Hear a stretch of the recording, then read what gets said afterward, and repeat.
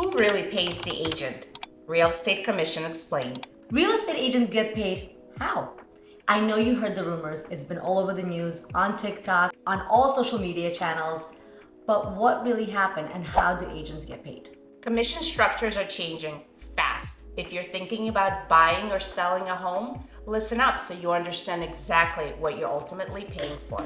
So how did it all work before it got a little messy? In the past, for many decades, the seller always paid the full commission for the buy side and the list side. That was negotiated when the listing was signed. The commission always came out of the proceeds of the home sale. It was then further split with the brokerage, and that's how the agent got paid in the past. But now everything is shifting and there's a little bit more transparency on the buy side. Buyers think that the commission is set in stone, but the commission has always been negotiable. So what has really changed? Well, now there's 3 ways that the buyer's agent can possibly get paid. One is when the offer is being submitted, a buyer can still request that the seller covers their buyer's agent's commission.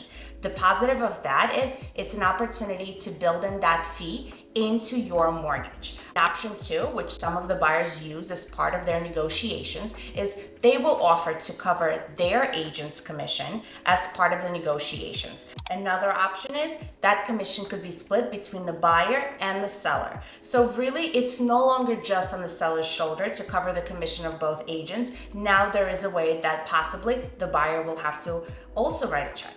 Have you seen a postcard in your mail that says, "We'll sell your home for 1%? What does that really mean? Working with a discount broker, is that a win or are you leaving money on the table? So when the listing is signed between the listing agent and the seller, the listing agent's commission will include every expense that is necessary to list that home and get the top dollar for the seller, which could include home prep, staging, photography, media package, and further marketing that needs to be invested in to make sure that the house sells for the top possible dollar.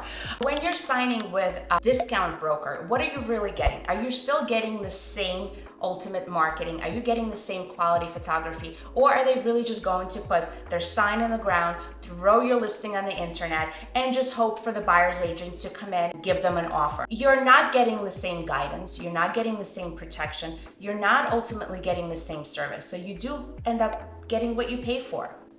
You're not getting the same exposure. That's really what it comes down to. Marketing dollars are spent upfront. It's an investment that a listing agent takes upfront. If you're paying someone 1% that they are splitting with their agency as well, they're not going to be willing to invest in your product, in selling your home for top dollar.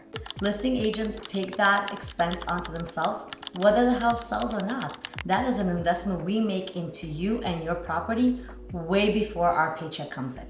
And buyer's agents do the same thing, but they do it with their time very often. Sometimes they'll show the same buyer 20, 30, 40 homes. Sometimes they'll submit multiple offers for that buyer that do not get accepted.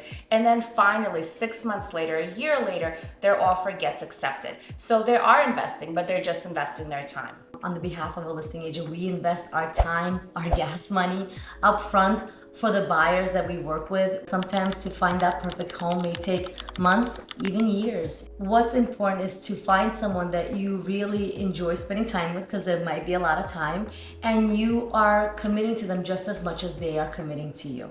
So what we have been seeing a lot of since the law has come out, and now buyers are a lot more aware, they ultimately would have to pay their buyer's commission. What we have seen is they will try to reach out to the listing agent directly and say, I do not want a buyer's agent, I want to represent myself. What it really means is that the seller's agent really has to now walk a very thin line between protecting their client and making sure that they still have their fiduciary responsibility to the seller, but then at the same time guiding this unrepresented buyer through the entire transaction.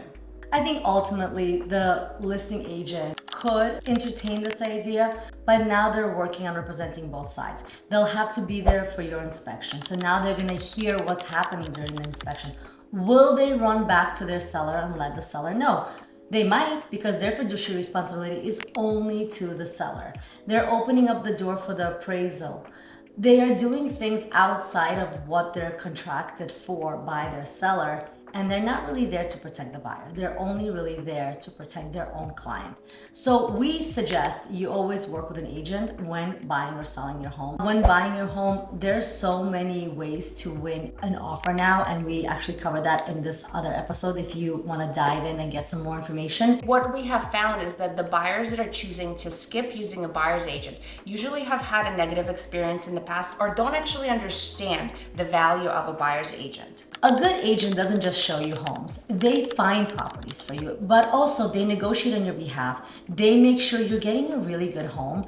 They are in homes every single day. They see all kinds of problems, all kinds of upgrades, and they could really guide you and help you throughout the entire process. And in the market that is this competitive, it is very important to have a strong agent on your side, whether you're buying or selling. If you're interested in finding out more, subscribe, comment, and we will make sure to reach out and cover all the questions that you might have.